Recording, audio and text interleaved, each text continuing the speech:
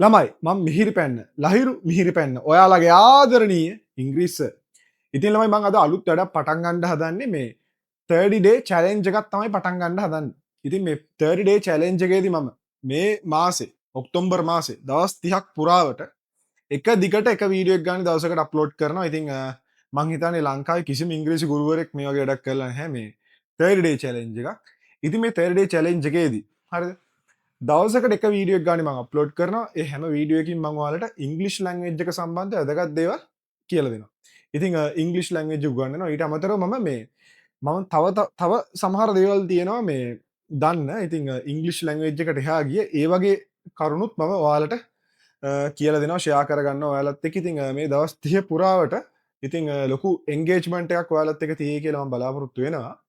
ඉතින් ඉස්සෙල්ලාම කියන්න ඕනේ දැන් මගේ ගොඩක් ඔන්ලයින් ඉංග්ලිෂ් ක්ලාසස් වලටත් ළමයි එනවා. දැන් මගේ තියෙන ඔන්ලයින් ඉංග්ලිෂ් කෝස් එකක්. ඉතින් ඒකටත් ළමයි ජොයින් වෙනවා. ළමයි ජොයින් වෙලා දැන් මාසෙන් ඉංග්ලිෂ් ගොඩ දාලා දෙන්න කියලා කියනවා.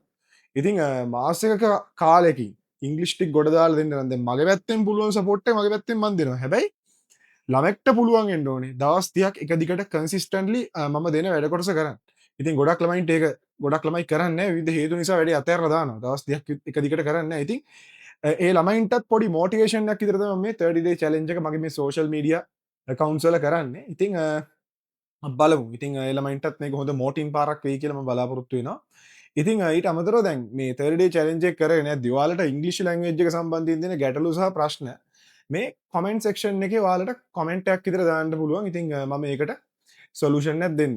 ඉතින් ඊටත් එහා ගිය තවත් වැදගත් දෙයක් තියෙනවා. ඒ තමයි මේ දැන් ඔයාලගේ මේ මොන හරි ප්‍රොඩක්ට් එකක්, සර්විස් එකක්, එහෙම නැත්නම් බ්‍රෑන්ඩ් එකක් ප්‍රමෝට් කරගන්න ඕන නම් මම ප්‍රමෝෂන්ස් කරනවා. මට ඉන්බොක්ස් මෙසේජ් එකක් දාන්න මම ඒකටත් ප්‍රමෝෂන් එකක් කරලා දෙන්න. ඉතින් මට පුළුවන් සපෝට් එක මම දෙනවා. බලමු මේ 30 day challenge එක මොන වගේද කියලා. මම හැමදාම එක ලෙසන් එකක් කරනවා. ඉතින් අද දවසෙත් මම පොඩි දෙයක් කියලා දෙනවා. ඒ තමයි දැන් ගොඩක් කට්ටිය මේ ඔක්තෝබර් කියලා ඉංග්‍රීසිනුත් කියන්නේ. ඔක්තෝබර් 1st එහෙම තමයි කියන්නේ. නෑ. මේක ළමයි ඔක්තෝබර් නෙමෙයි අපි ඉංග්‍රීසියෙන් හරියටම උච්චාරණය කරන්නේ ඔක්ටෝබර්. ඔක්ටෝබර්. ඒ කියන්නේ හල් මයන්නක શબ્දයක් ඇහෙන්නේ නැහැ. ඔක්ටෝබර්. හරිද?